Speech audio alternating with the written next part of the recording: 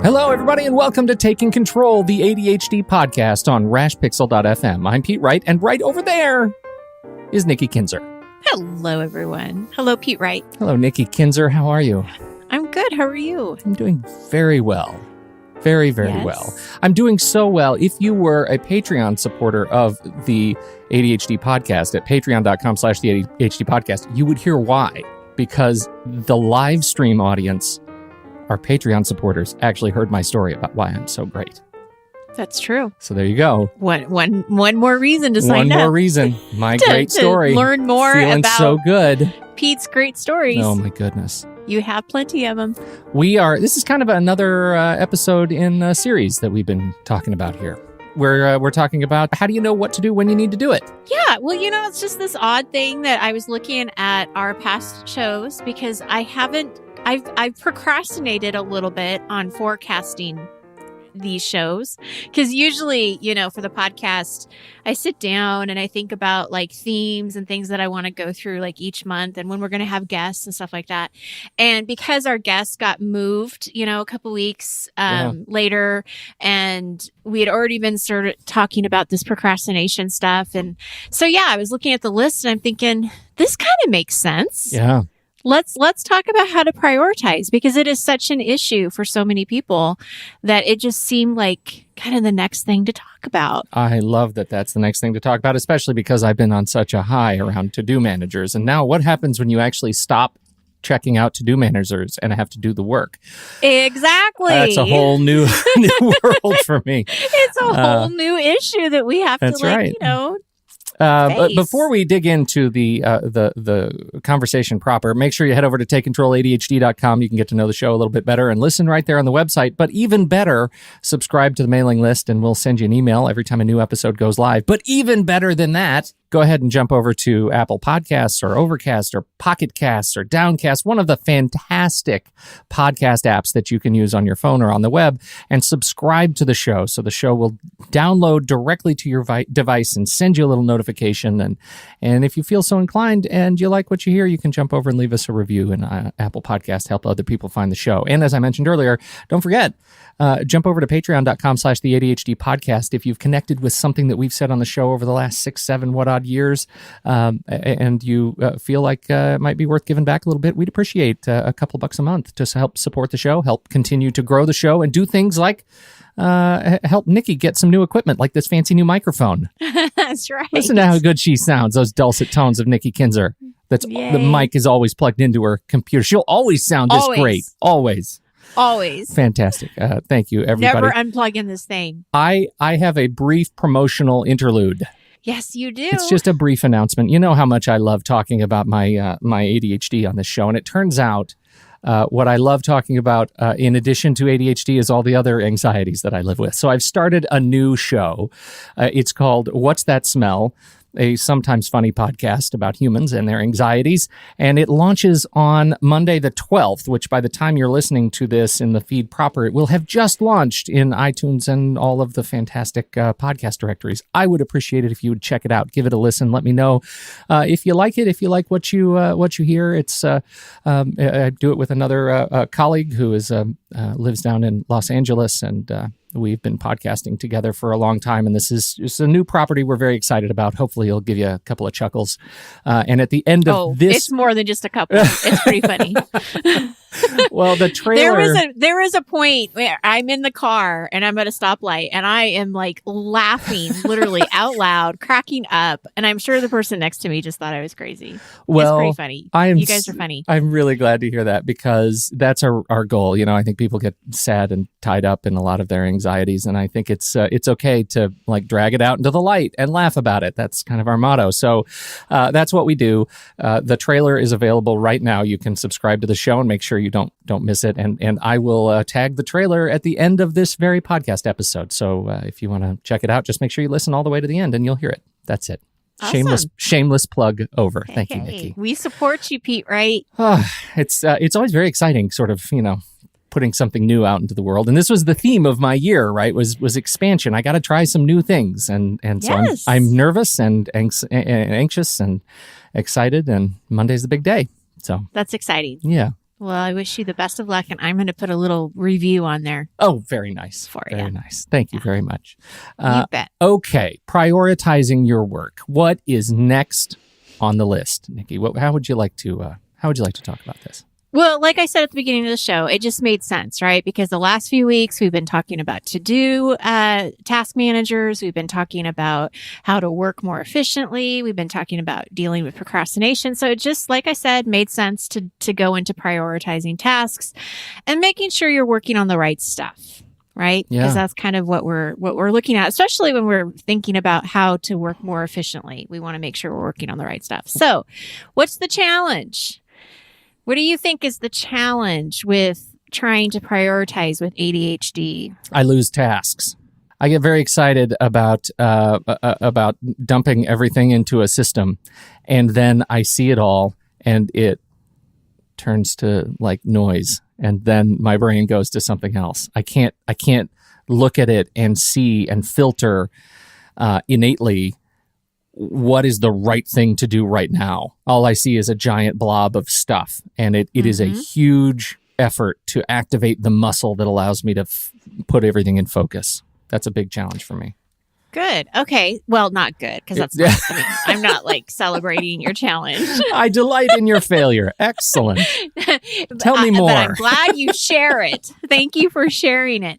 So what, I'm putting my coach's hat on. So what do you do to overcome that overwhelmed feeling is what I'm hearing, right? You're feeling pretty overwhelmed because you've chosen this wonderful task manager. Yeah, let's just say I've selected one. Who knows? You've selected one, maybe two, but at least one. So yeah, how do you overcome that? Oh, that reminds me. I'm actually wearing my appropriately themed shirt. You're doing it wrong. Do it better. Right? Yes, I try to do it better. I feel like what I have learned over the years, and in talking to you and doing this show and really kind of exploring this, is that I have to stop and reflect and like tune it out. Like I have to be able to take that blob, and sometimes it's as simple as just saying, even holding up a piece of paper over my screen and just looking at the first thing on the list. Right? If I don't find a way to filter just one next thing, then I'm sunk. And that if I don't do it quickly, it feels like there's a trigger, right? If I open my to-do manager in the morning and my times aren't set up and it's just a long list of stuff, I'll start scrolling and then I'm lost. If I start scrolling, I'm just lost. I'm dizzy with too much stuff, and I won't look at the next thing that I need to do. And so sometimes it's just as easy as saying, tune everything out and just do the top thing.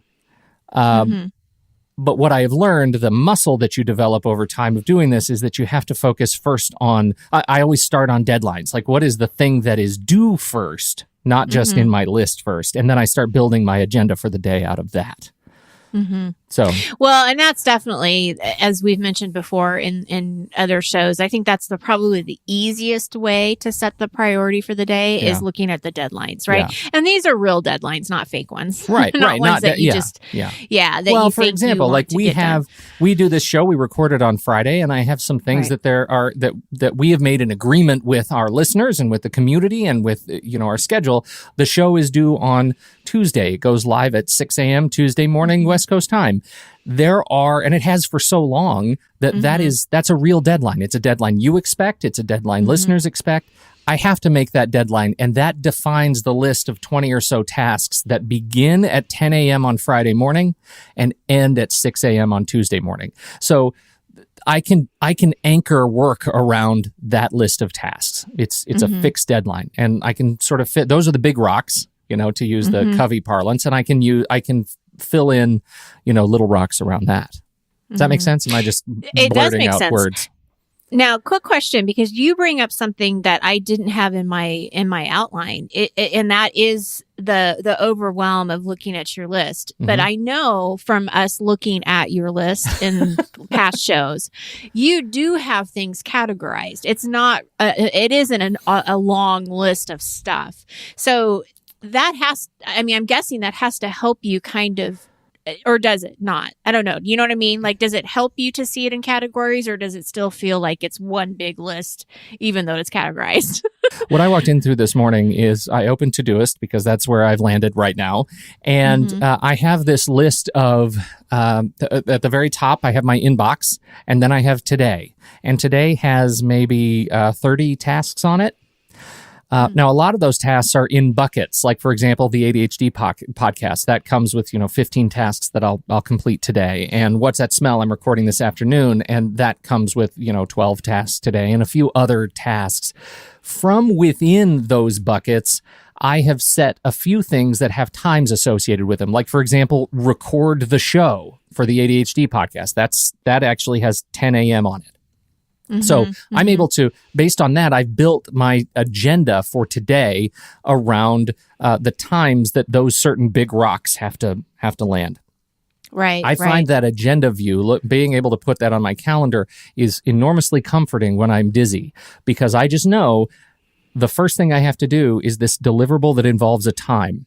This thing is something I have to do. And then as I scroll down, after all the timed events, then I have this kind of wash of other tasks, and most of them are associated with the anchor tasks that have time associated with them. So the ADHD podcast has all these other tasks that I'll be doing as a result of recording the show. And that, I feel like, gives me sanity. It gives me space. And that's what I do at 4:00 in the afternoon. My last sort of scheduled work task is my daily review.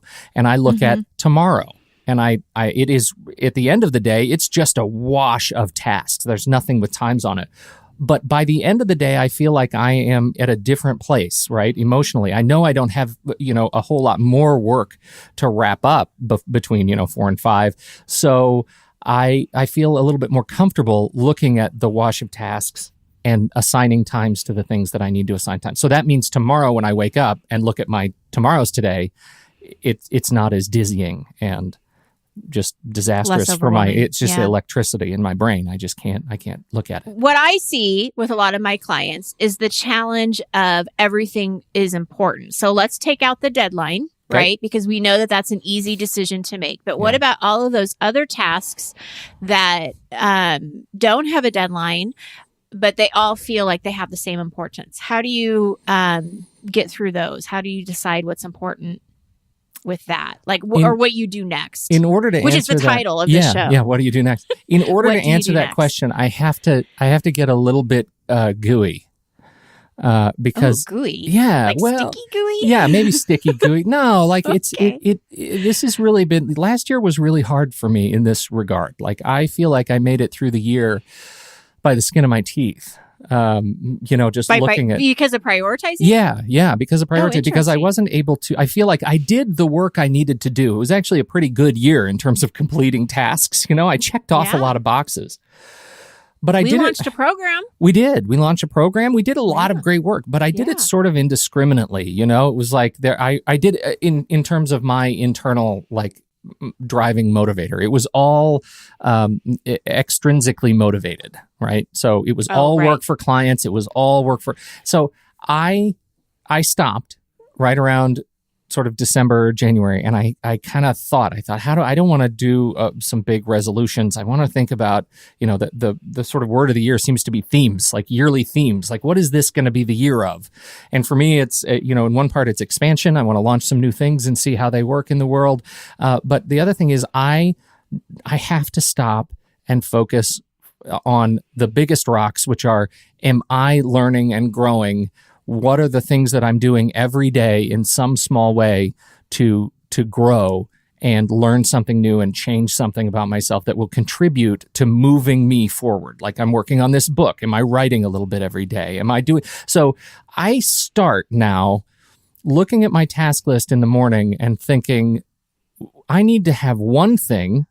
The number one thing that I do is a thing that is going to move me forward in that way. It's going to take 15 minutes to teach me something new. I'm going to watch a video and learn a new skill. I'm going to, produce a show that is going to move me forward. I'm going to write for a half hour. I'm going to, something that's going to move me ahead. And that's always sort of my one first priority is get that scheduled. And I love that. It may be something that involves a client, right? It may be, hey, I'm going to take on a new project and I'm going to learn something new in the process, and I have to, get batteries for a recorder and learn how to use it. I need something like that, right? But it may just be me doing something to move my world ahead. Okay, so that's cool. That's my biggest rock, and it just sort of drives that theme. Then, you take out all the other timed stuff, and then at some point you just have to sift through the wash of tasks. And for me, I do first the tasks that are related to the big rocks that are scheduled in time. I do the things that are where people are waiting on me. If there is because everything goes into my task list. So even reply to Nikki about such and such a thing when you send me an email, that's in my task list. If I see that you're waiting on me for something, that task has come up, that's the next thing in the list that I'll schedule time to do, is reply to those emails. And then it's schedule the ongoing work. And by then, which is really nice, by that point, usually just about everything's kind of scheduled. And so it's pretty easy to look at through the last few tasks and say, okay, that's manageable. I can schedule those. And maybe I don't schedule them even for today. Maybe they came up as a thing that I need to be aware of today, but ultimately I can put them in a time slot for tomorrow or the next day. But I actually have been able to reflect because I've sifted through the big rocks and I have that handled. I don't know. Again, make any sense? It makes a lot of sense because, so in review, just to sort of reflect back to what you're saying, so I'm clear and the listeners are clear, it's that, first of all, kind of getting a hold of that overwhelm that you're feeling with your list. So figuring out how to kind of swift through that on the way that you organize it and look at it, and going through those deadlines and making sure that those things get prioritized. But then you're also saying that the biggest priority is doing something for yourself, which is huge. Yeah. And making sure that gets scheduled, and then everything sort of falls into place after that too, because you're swifting. Is that the word you used? Sifting. Yeah. Sifting. Swifting. It is. Taylor It's like Swift. a filter. It's like every pass, and I think this is a thing that let's just say this is a thing that I have that is a hard one. Is that when I get overwhelmed, it's usually because I stop after that first pass, right? I look at the whole list and I get distracted because it's overwhelming. And I think being able to take those things, and just chip away at it and put them in time slots, that's a filtering pass. And every time you look at it, you get through about the third time and there aren't very many tasks that you have left on your today list to actually schedule and do the work on. It makes it much easier to prioritize. So my first task in the morning, and I actually have these as repeating tasks every day, even weekends, do my morning review at 8 in the morning and do my daily review at 4 in the afternoon, or I will forget to do them. And they take 15 minutes. And that is incredibly valuable time in order to keep that muscle developing. If I stop doing that, if I fall out of that habit, then I get overwhelmed and I can't figure out what to do next. If I do that every day diligently, I'll always know the next thing I need to do.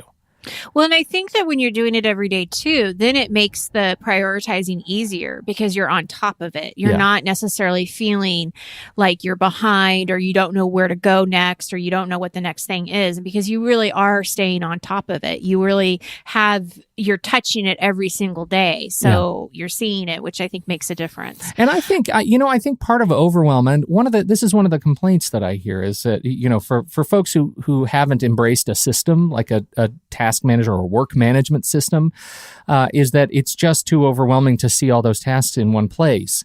And I think that lack of commitment is actually self-defeating. I think part of what is required, and I'll speak for myself, for my brain is to be at my best and to review it every day on a schedule. And when I do that, then I get to stay on top of it and I feel a greater sense of confidence and relief. It's when I don't. It's when I fall on the excuse of, it's just too much to even approach.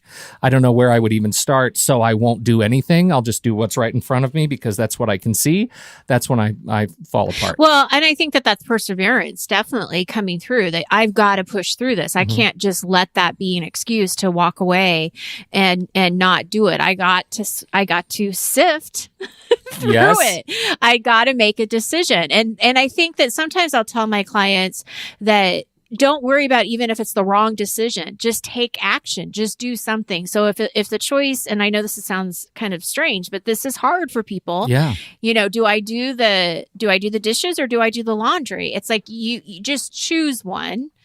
And instead of not doing anything because you're not sure which one is more important, choose something just to get that action going. But I actually have every Friday at 10 a.m. a task goes live that is laundry. And I think when I don't have that on there as that little task, because laundry doesn't mean do all the laundry and then fold all the laundry and put all the laundry away. That's not what it means.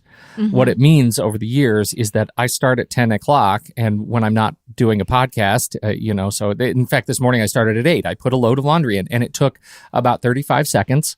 Mm-hmm. And then the wash ran.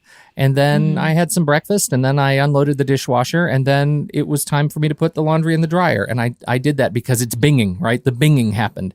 And so those little alerts and things keep me kind of moving forward. I think the overwhelm comes when you have a big task and you haven't figured out or habituated how to break it down into its smaller pieces. Doing the laundry doesn't mean all the laundry at once. You don't have to sit and wait for it, because that seems overwhelming. You start it. Just kick the ball a little bit. And I have to say, I really like when you were talking about that big rock of how do I move myself forward? How do I, grow myself? You said maybe it's just 15 minutes at the beginning of the day. So I think that that's huge is definitely breaking it down and figuring out what the smallest thing is that you can do so that you, again, just take that action and get that momentum going. I think is a big deal.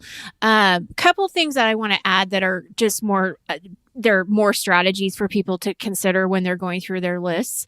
There is a very common way of thinking for ADHD, which is now or later, right? It's either important right now or it can wait. And this actually can be used to your advantage when you are going through that list and trying to sift. I love that. I'm just going to say that over and over again. It's all yours. When you're trying to sift through your list, that's a really great way to eliminate some of the things that don't need to be done now. Because if you can start kind of getting that out of the or out of your vision, so it's not noise anymore, it's gone, it's just away, and now you're looking at the things that are now, something to think about. How can you use this now or later kind of into your advantage and be able to at least get closer to some of those decisions being made. I have a little game I just want to add, and this is after my daily review. So the daily review is always the last task that I have on my list where I go through and plan for tomorrow. And I have developed, I think it's really over the last 3 months, a really emotionally satisfying little practice, which is I'll take a task, I'll get all my days scheduled, and I'll check off daily review. So I'm effectively done with my workday. And then I'll look at the first task the next day or the first couple of tasks and say, could I knock one of those out today? So it's my schedule later, do now game. And so I'm always ending feeling it's the stupidest little hack. It feels so silly. And yet when I check off my first task for today, I feel like I just won the world. Like that feels so good. Do that. That's another strategy, though, that I have to highlight that you have found yourself is that you have found a way to engage yourself into that task and make it more fun. Yeah. And that's huge because what do we tend to avoid? Well, ADDers are going to avoid the things that they don't want to do, the things that are boring or the things that they just don't have interest. So if you can play a game around it, like what you just explained, that is a way of you re-engaging yourself and actually making it a little bit more fun and exciting. Yeah. And you're getting something out of it. You're getting that immediate satisfaction that you did something. It's kind of a similar vibe to the and I think I used to be one of these people where you make a task list of things you've already done and then check them off, or you make a list of things you have to do today, including like 10 things you've already done so that you can check them off and give yourself a little push. And that, I used to do that. Like in college, that was a big thing. I would always make a list of things I had to study after I studied them. And it ended up being really unfortunate because I'd always forget something, right? So that's why I like this way, because I'm actually it's giving me a little nudge at tomorrow, but I'm actually doing the work and checking it off when I do the work. And that to me is some variation on the great. game. Yeah. Yeah. So on a side note, I've been doing a lot of stuff on organizing because I'm going into the next theme, going into spring. I'm going to be talking about organizing here soon. And it reminds me of your challenge that you did a couple of years ago or last year. I don't remember how far, time kind of flows in together. But when you did the one item a day and then kind of built yourself up of decluttering. Oh, we need to do that again. I'll tell you what. Oof. Well, we do too. And it's like, it's making it fun. It's making a game. Like how much can you get rid of in an hour, or how much can you get rid of in 30 minutes and just making it more fun and engaging. And I don't know. I think that stuff matters. It just makes the project more fun. That's right. Not so painful. Spoonful of sugar, people. Spoonful of sugar. The other thing I want to emphasize is you did talk about impact. You did mention that, who's waiting on me on something. And I definitely think that's something to look at when you're prioritizing because not only the impact of others, but of course, family and bosses and the consequence. I mean, what is this going to cost you if you don't get it done or you wait until the last minute? And this is a conversation I've had a lot. Because we've talked about procrastination last week, there were some things that came up in some coaching clients and some like a Facebook Live that I did last week about procrastination. And it's like trying to decide, is the cost painful enough to where, okay, I'm actually going to start sooner next time than what I did. Yeah. And I've been talking to students about that too with, waiting until the last minute to study for a quiz or to do homework. It's like, you have to really figure out, is it worth, because it is going to take time and planning and discipline to start earlier. And if it's not painful enough, it probably isn't going to happen. I mean, let's be realistic, right?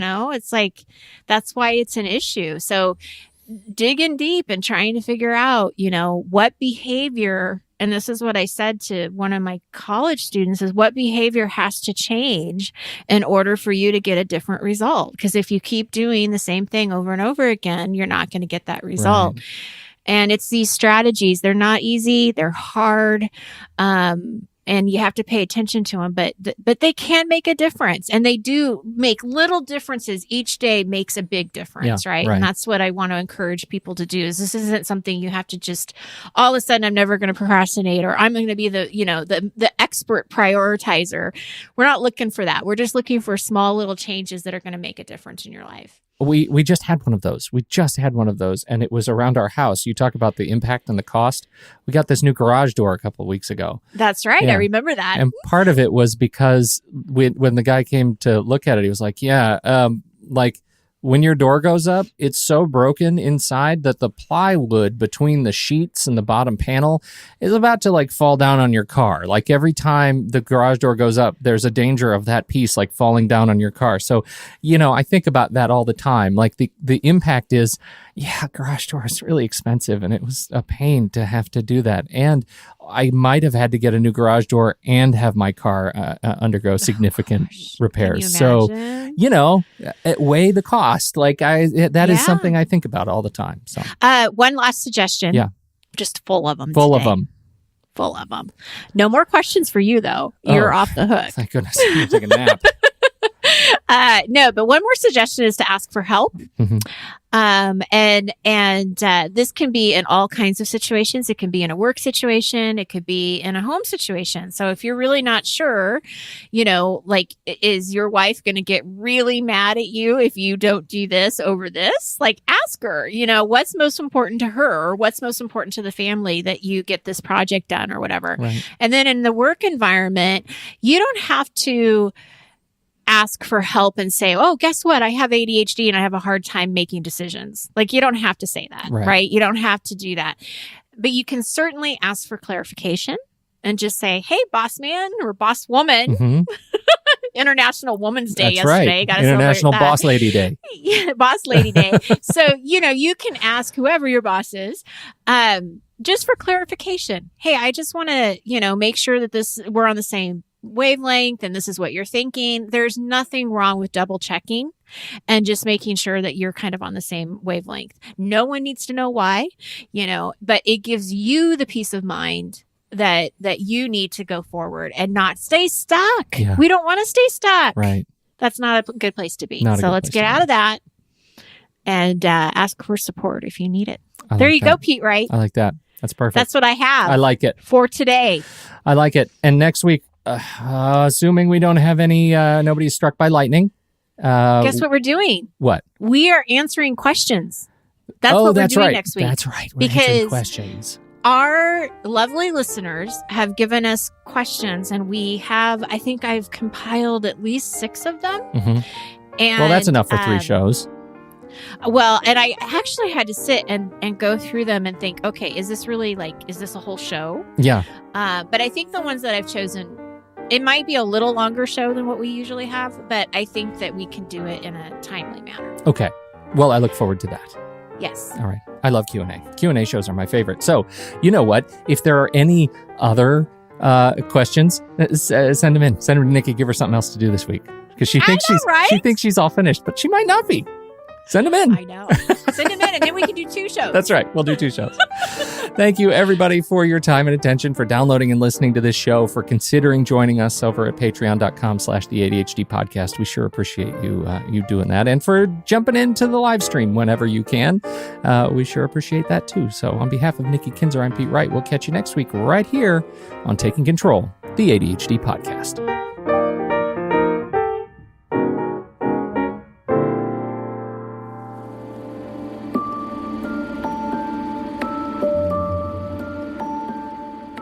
You already know what it is. Even before we bring it up, it's there. Because it's always there. Always there in the back of your mind. It's that one thing. That one thing you always think about. That thing you can't stop thinking about, even if you want to. And you're thinking about it, and it makes you ask. It makes you ask the same question. And that question is?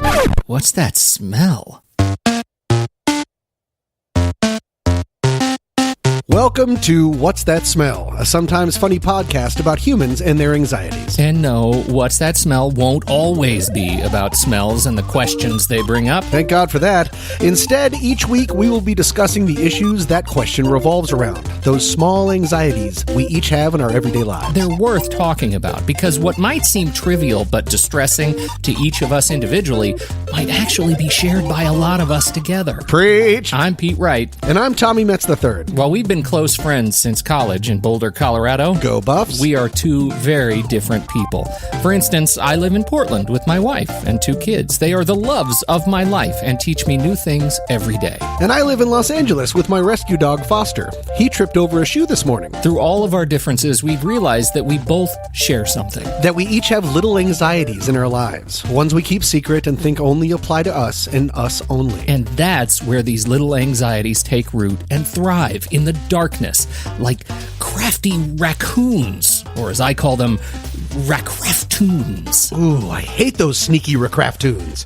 Sneakcraftoons! But now it's time to change all that. Every week, Tommy and I will each share one of our deepest, darkest anxieties with each other. We'll drag them out into the light, and doing so, we'll share them, learn about them, and hopefully laugh about them with all of you. Because learning and laughing about anxiety is like a silver bullet cross made of kryptonite. It's nonsensical, but it might help solve the problem at hand. Each week, you'll be hearing things like... You know, as I've been an adult for a zillion years now, the rational part of me knows that that's not possible because of physics and aerodynamic lift. It's just not possible. And then I did a little bit of research. Oh, dear. It is absolutely possible. It is 100% possible. And what is the first thing you think about when you're 12 and somebody says particles of stuff are going in your nose? Not flowers. No, it's poop. It's always poop. I can't believe I had to actually tell you. No, I just didn't want to say the word. As a mitigating factor, everyone knows your mother is a liar.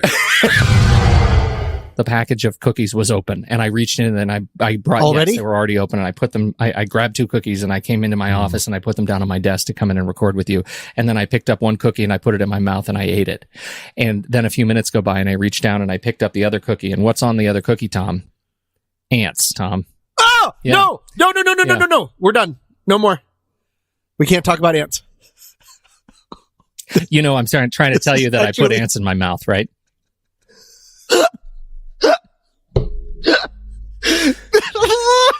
Don't.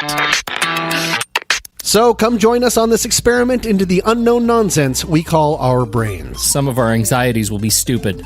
Some will be more real. But all of them will be worth talking, learning, and laughing about. And we will most definitely want to hear from you. You might be surprised that some of our little anxieties are some of your little anxieties. It'll be like listening to a mirror.